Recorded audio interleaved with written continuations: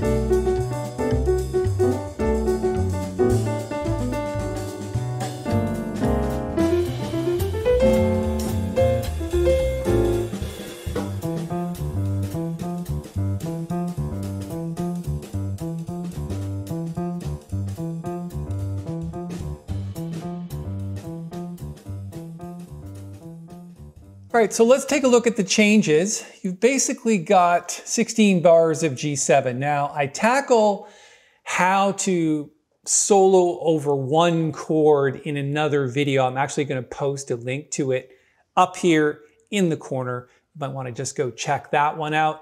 But in this video, we're going to talk about these very difficult changes that happen at bar 17 through to the end. It's a 32 bar tune, and basically you have 16 bars of these difficult changes.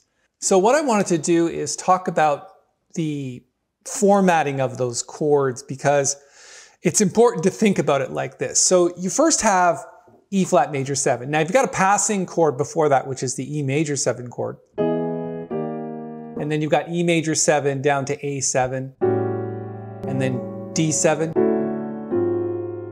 So what is happening there? Essentially what you're doing is you're starting off in E flat, and then you're switching to the key of D major. So you're going down a half step. So that's the first thing. So one of the things you can think about in terms of soloing is, and then go down a half step to D.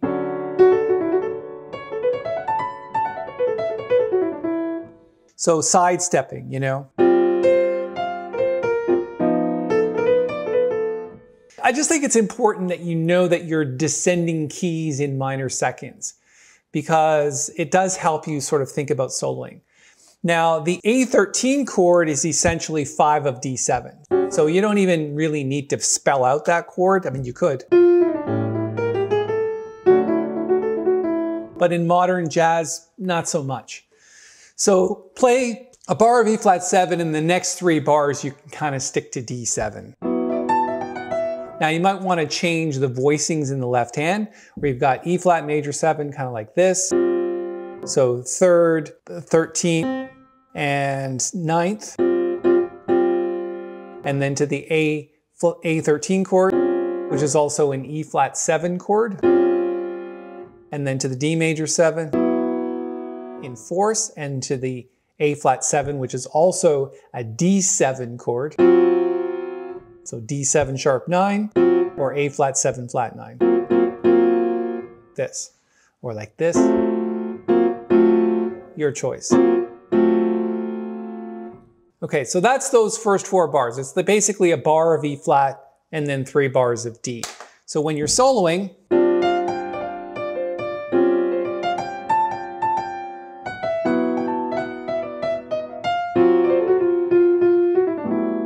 and then we're jumping into G major 7. So it's basically this line cliche where you've got G major 7, half step down, up to B, half step up, half step down, whole step. So really think about it like 6 bars of G7.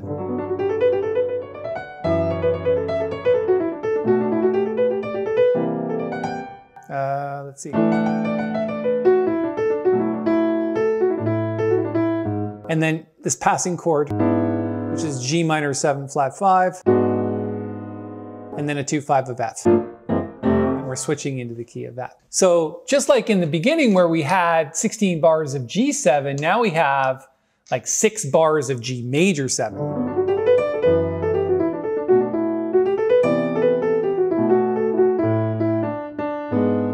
And you can do all kinds of different patterns and scales over that. And that kind of makes that section a little easier.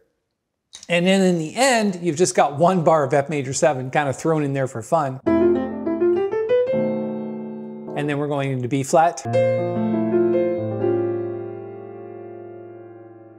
And then back to the beginning. So F major 7.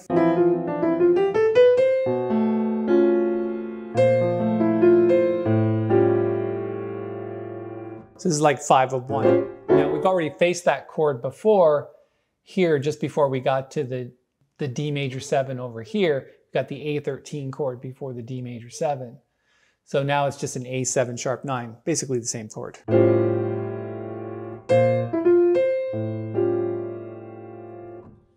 Okay, so that's kind of how I think about this tune. I know that you're probably thinking you want to catch all the changes. And if you did that, there's a lot of thinking involved. So E flat major 7.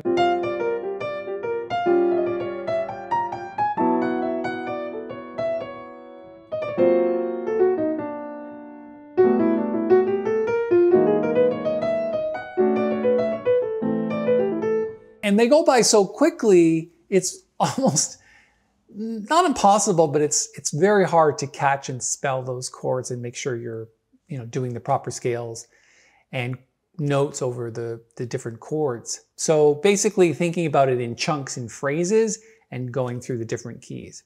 So that's the way I approach Bolivia. I hope that is helpful to you. If you have any other questions about it, for example, you want to look at a specific chord voicing, or you want to look at scales or whatever, or you want to take my solo and you want to tear it apart and ask me a specific question about it, just point out the time where I play that particular thing, and then I'll just talk about how I do that.